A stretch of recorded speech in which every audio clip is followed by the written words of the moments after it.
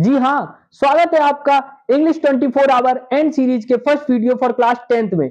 आज हम पढ़ने वाले हैं क्लास 10th की इंग्लिश का first chapter a letter to God written by G L Fuentes. अगर आप इस वीडियो को यहां तक देख चुके हैं तो लास्ट तक बने रहिएगा। लास्ट में मैं इंग्लिश के फर्स्ट चैप्टर की इंपोर्टेंट मीनिंग्स और इंपोर्टेंट क्वेश्चंस को कैसे आंसर करना है उसको मैं बताऊंगा। चलो शुरू करते हैं। मैं Gaurav Agnihotri, central teacher exam pass, MP teacher exam pass, teaching at government school, having experience of 5 year in teaching field.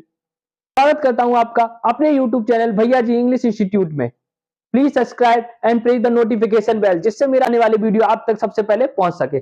चलिए शुरू करते हैं। सबसे पहले आप एक डायरी पेन ले लीजिए और जो मैं मीनिंग बोलता जाऊंगा या जो आपको इंपोर्टेंट लगे उसको नोट करते चलिएगा। चलो शुरू करते हैं। Plot summary. The story revolves around a poor farmer Lencho. ये स्टोरी किसके बारे में? एक गरीब किसान लेंचो के बारे में। Who lives in a solitary house in the valley with his family. जो एक अकेले घर में अपने परिवार के साथ पहाड़ की चोटी पे रहता था, सॉलिटरी हाउस में। Lencho is a hard working farmer. Lencho कैसा किसान था? एक hard working farmer. He has a firm belief in God that God see everything. उसको भगवान में दृढ़ विश्वास था। कैसा विश्वास था? Firm belief. कैसा बिलीफ था? Firm belief that God see everything, कि भगवान सब कुछ देखते हैं। Even what is deep in one conscience. बेशक वो तुम्हारे अंतरात्मा में छुपाओ या तुम बेशक सोच रहे हो, जो तुम अपने मन में सोच रहे हो उसको भी भगवान देखते हैं, ऐसा उसका फिर्म बिलीफ था। He demands rain so his maize crops grow better, by which he could yield high profit. वह क्या चाहता था कि इस साल वर्षा अच्छी हो और जिससे उसकी फसल एकदम मक्के की फसल एकदम अच्छी पैदावार हो और जिससे वो अच्छा प्रॉफिट कमा सके और अपने परिवार का गुजारा कर सके।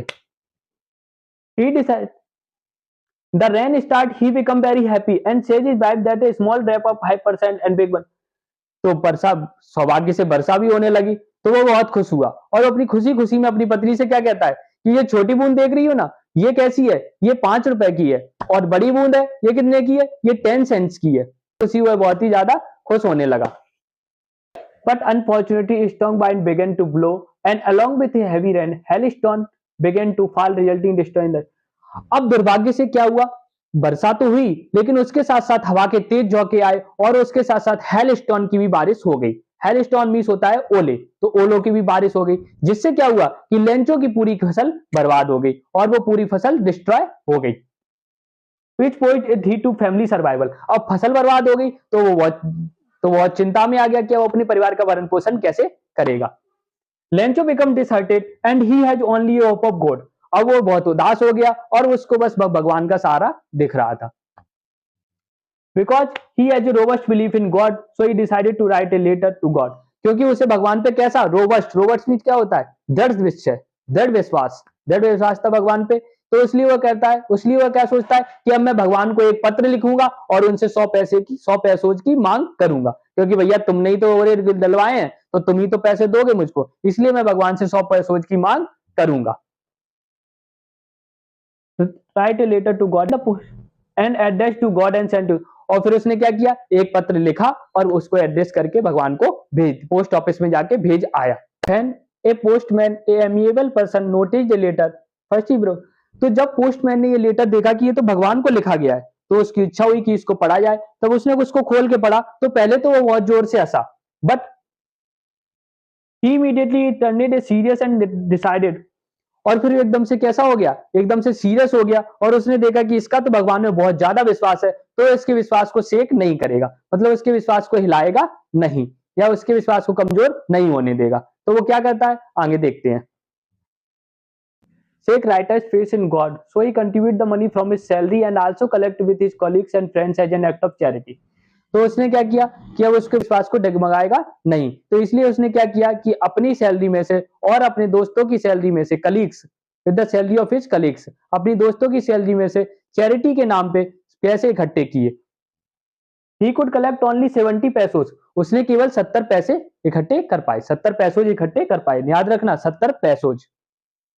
Which he wrapped in an envelope to make it seems like a reply from a god। उसने क्या किया? उसको बिल्कुल अच्छी तरीके से इन्वेलप में रख दिया कि ऐसा लगे कि भगवान ने इसको भेजा है। On having found letter, Lencho didn't show any surprise। जब उसे लेटर मिला तो लेंचो बिल्कुल भी सरप्राइज नहीं हुआ। उसे पता था कि लेटर तो आएगा, पैसे तो आएंगे, but stead he become angry on counting money, उल्टा हुआ गुस्सा और हो गया कि ये तो पैसे, जब पैसे उसने काउंट किए ये पैसे तो कम है, ये तो 70 पैसों जी हैं, 30 पैसों कहाँ है हमारे। तो उसने क्या किया, so he again write a letter to send him remaining 30 पैसों। अब उसने क्या किया, भगवान को दोबारा पत्र लिखा कि हमको भैया 30 पैसे वापस भेज दो हमारे जो बचे हुए हैं,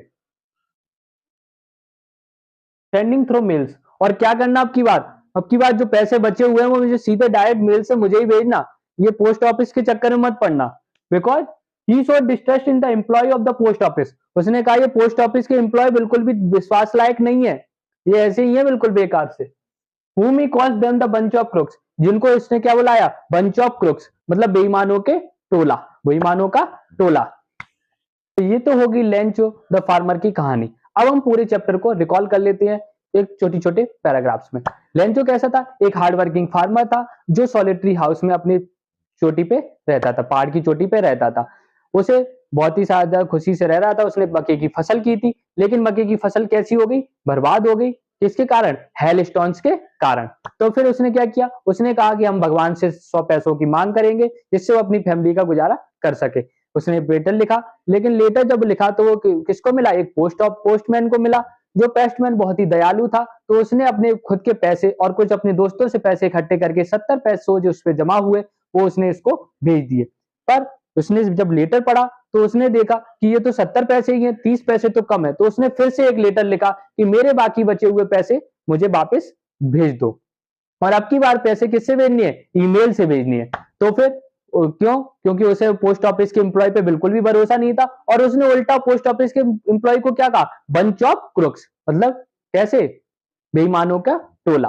तो ऐसे करके हमारी पूरी ये रिकॉल भी समरी हो गई। तो हमने कौन कौन सी मीनिंग्स पढ़ी, अब हम इंपोर्टेंट मीनिंग्स पे ध्यान देते हैं, इनको रिकॉल करते हैं। हमने कौन कौन सी मीनिंग पढ़ी, हमने पढ़ा हार्ड वर्किंग फार्मर, फिर belief, conscience, robust, amiable, hail stones, colleagues, charity और bunch of crooks at last. तो लास्ट तक बने रहने के लिए बहुत बहुत धन्यवाद, और हमसे जुड़े रहिए। आगे नेक्स्ट सीरीज जो हमारी 24 आवर इंग्लिश एंड सीरीज चल रही है उसमें नेक्स्ट वीडियोज आएंगे, उनको देखिए और शेयर करिए, और चैनल को सब्सक्राइब करें और नोटिफिकेशन बेल को ऑन करें। और भैया जी इंग्लिश इंस्टीट्यूट से जुड़े रहने के लिए धन्यवाद।